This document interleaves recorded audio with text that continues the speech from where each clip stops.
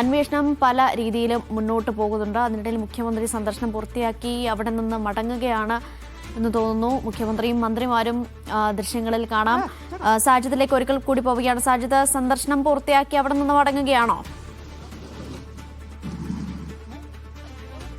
ഈ മുഖ്യമന്ത്രിയുടെ സന്ദർശനം പൂർത്തിയായിരിക്കുന്നു. അതായത് മുഖ്യമന്ത്രി ആ സംഭവ സ്ഥലത്ത് പോയി തിരിച്ചു മടങ്ങുകയാണ്. പാലത്തിലൂടെ നടന്നു വരുന്നു. നമുക്ക് ആ ദൃശ്യങ്ങൾ കാണാൻ മുഖ്യമന്ത്രി, റവന്യൂ മന്ത്രി, കൃഷി മന്ത്രി എന്നിവർ ഉണ്ട്. ഇത് കൂടാതെ IC ബാലകൃഷ്ണൻ MLA, ഇത് കൂടാതെ ഉന്നത ഉദ്യോഗസ്ഥരും അടക്കമുള്ള ആളുകൾ ഉണ്ട്.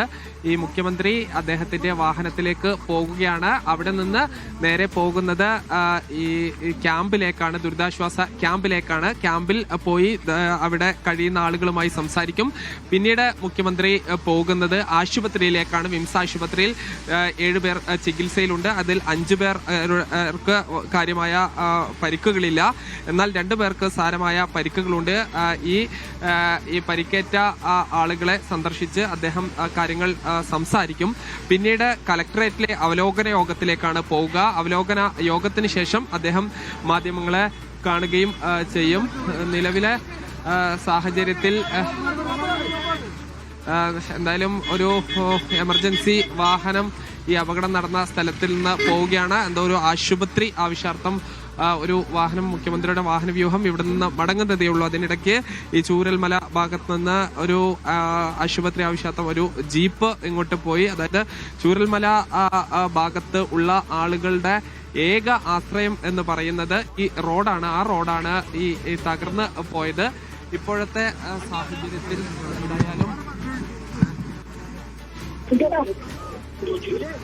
ഇപ്പോൾ എന്തായാലും മുഖ്യമന്ത്രിയും മന്ത്രിമാരും MLA മാരും അടക്കമുള്ള ആളുകൾ ഉണ്ട്.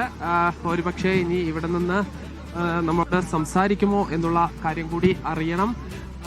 ഈ മുഖ്യമന്ത്രി ചില ആളുകളുമായുള്ള ആശയവിനിമയം നടത്തുന്നു. അദ്ദേഹത്തിന്റെ വാഹനം എത്തിയിട്ടുണ്ട്. അദ്ദേഹം വാഹനത്തിലേക്ക് കയറുകയാണ്. അതിന് ശേഷം നേരെ പോകുന്നത് ഈ ദുരിതാശ്വാസ ക്യാമ്പിലേക്കാണ്. ദുരിതാശ്വാസ ക്യാമ്പിൽ ആളുകളുമായി സംസാരിക്കും. അവിടെ നിന്ന് ഈ പരിക്കേറ്റ് ചികിത്സയിൽ കഴിയുന്ന ആളുകളെ കഴിയുന്ന ആശുപത്രിയിലേക്ക് അദ്ദേഹം പോകും.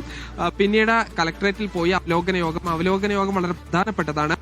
കാരണം ഈ അവലോകന യോഗത്തിൽ എല്ലാ കാര്യങ്ങൾ ചർച്ചയാകും എന്നുള്ളത്. അതിൽ മുഖ്യമന്ത്രി ഇപ്പോഴാണ് ഇന്നലെ അപകടം നടന്നതിന് ശേഷം ഈ സംഭവ സ്ഥലം സന്ദർശിക്കുന്നത്. അത്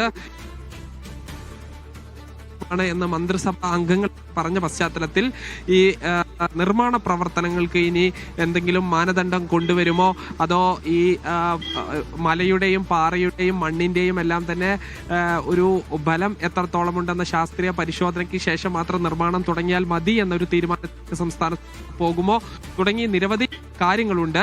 എന്തായാലും ഒരുപക്ഷെ ഇന്ന് അത്തരം ഒരു തീരുമാനത്തിലേക്ക് പോകുമോ എന്ന് നമുക്ക് ഉറപ്പിച്ച് പറയാൻ കഴിയില്ല. പക്ഷെ ഒരു പരിശോധനയുടെ ഒരു പ്രഖ്യാപനം കൂടി വരാനുള്ള സാധ്യത നമുക്ക് തള്ളിക്കളയാൻ പറ്റില്ല.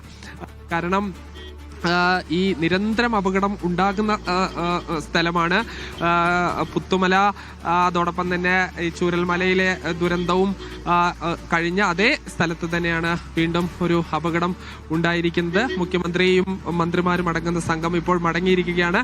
അല്പസമയത്തിനുള്ളിൽ തന്നെ അദ്ദേഹം ഇവിടെ നിന്ന് ഒരു 1.5 കിലോമീറ്റർ അപ്പുറത്താണ് പോളിടെക്നിക് കോളേജ്. അവിടെ അദ്ദേഹം പോയി ഈ ദുരിതത്തിൽ കഴിയുന്ന ആളുകളുമായി സംസാരിക്കും. മുഖ്യമന്ത്രി ഈ ദുരന്തമുണ്ടായ കള്ളാടിയിലെ സന്ദർശനം പൂർത്തിയാക്കിയിട്ടുണ്ട്. അതിനുശേഷം അവിടെ നിന്ന് ഏകദേശം 1.5 കിലോമീറ്റർ മാത്രമേ ഉള്ളൂ ഈ ദുരിതാശ്വാസ ക്യാമ്പിലേക്ക്. അങ്ങോട്ടേക്ക് സന്ദർശനം നടത്തും. അതിനുശേഷം ആശുപത്രിയിൽ ചികിത്സയിലുള്ളവരെ സന്ദർശിക്കും. അതിനുശേഷം കലക്ടറുമായി ചേർന്ന് ഒരു അവലോകന യോഗത്തിൽ പങ്കെടുക്കും. അതിനുശേഷം ചിലപ്പോൾ പ്രഖ്യാപനങ്ങൾക്കൊക്കെ സാധ്യതയുണ്ട്. ഏതായാലും നിർമ്മാണ പ്രവർത്തനങ്ങൾ താൽക്കാലികമായി നിർത്തിവെച്ചിട്ടുണ്ട്.